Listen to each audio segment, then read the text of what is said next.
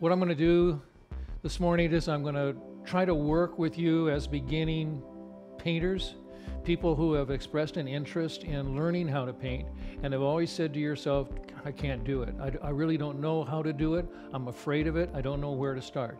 And so what I thought I would do is show you my method of going through selecting something to paint, having the tools to do it with, and then actually doing a painting like a landscape, something that's not architectural, not linear, not a lot of detail, but at the same time something that's got some color, texture, feeling, composition, all of those things. Let me start with the equipment. This easel is called a French easel. It's portable, it folds up, I can throw it over my shoulder, all the legs fold up. This is a 140 pound, it's called Arches watercolor paper, and it's a half sheet. So maybe $2, something like that.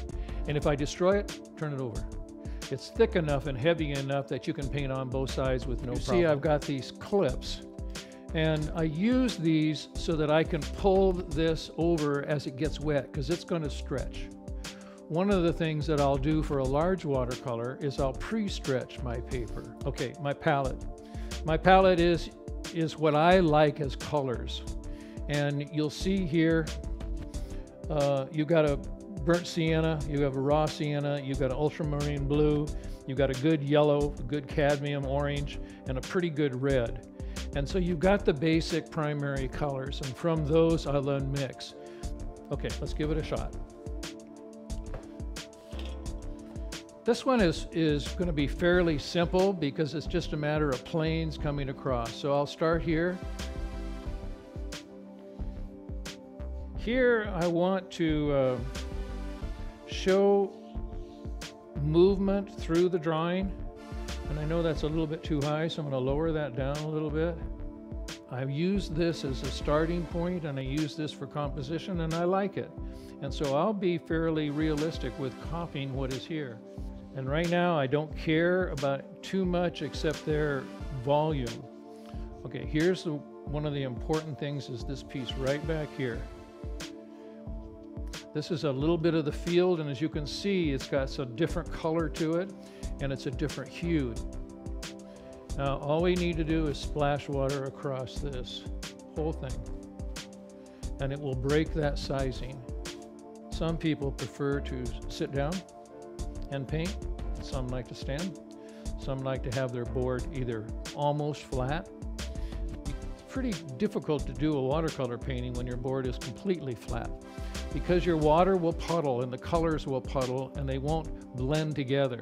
And that's what you want. What I'm going to do now is in the studio, I've got the advantage of having a hair dryer. And so I'm going to turn that on now and dry this thing. So this shouldn't take very long, a couple of minutes. It's not dry, it's not entirely dry. It doesn't need to be entirely dry. It can be a little bit damp. And what I'm going to do now is I'm going to wet the sky and blend a color in. In watercolors, you start with the lightest colors first. It's just the opposite of oil. Oil and a heavy pigmented paint like an acrylic, most often you start with your darkest colors and then you put lights on top of it till you finish it with white. One of the things I think is an easy way to paint is to take this out and turn your board upside down. So here's going to be the sky. You start once again with just putting water back on it. I'm going to use a little bit of cerulean blue, touch of ultramarine, touch of violet. I love lavenders. And so I don't know exactly what I would call it right now, maybe farmland in Virginia to start with. I'm going to come back over because I've still got some water here, and I'm adding a little bit more blue and violet to it. If I wanted to make it more subtle, I could add a little bit of brown or a little bit of yellow to it, and it would gray it out a little bit. But I like the pure colors. Okay, even if I leave something like this, it'll run. As you can see, it's already running and blending together. What I don't want to do is I don't want to keep messing with it. So I'm going to stop, turn it around, let's see what happens. Now it should run down and blend together. and I could take paper towel and I could pick up some of that. So you actually can make this a little whiter, make it go up and blend up a little bit into it, blend up a little bit there. Okay, let's go for yellow. I like yellow. So I'm going to run some yellow in the background, and so I'm going to hit this quickly. I want that row, but I don't necessarily want it coming right at me. So I think I'm just going to bring it over in here and bring it over in here. Once again, I don't worry about this because I can come back over it. I also see that it's got some red in it and darker, and it's going to have more dark here. Now I think I'm going to start with the blues in the back. And you're on the palette right now, and let me tell you that this blue right here is my Florida blue, and the color that I'm hunting for is going to be back in here. And once again, I don't think I want that hard edge, but I'm not going to take it out yet. I'm going to take it out once I finish this. So let's put some light into it, and then I'll add a little bit of blue, and that'll give me a good green. My piney type is a tree that comes up here like this and does this. There's one of the brushes that has a cut end on it. Here it is. This one has a cut end on it, as you see here. And the reason for that is because you can take it and make marks.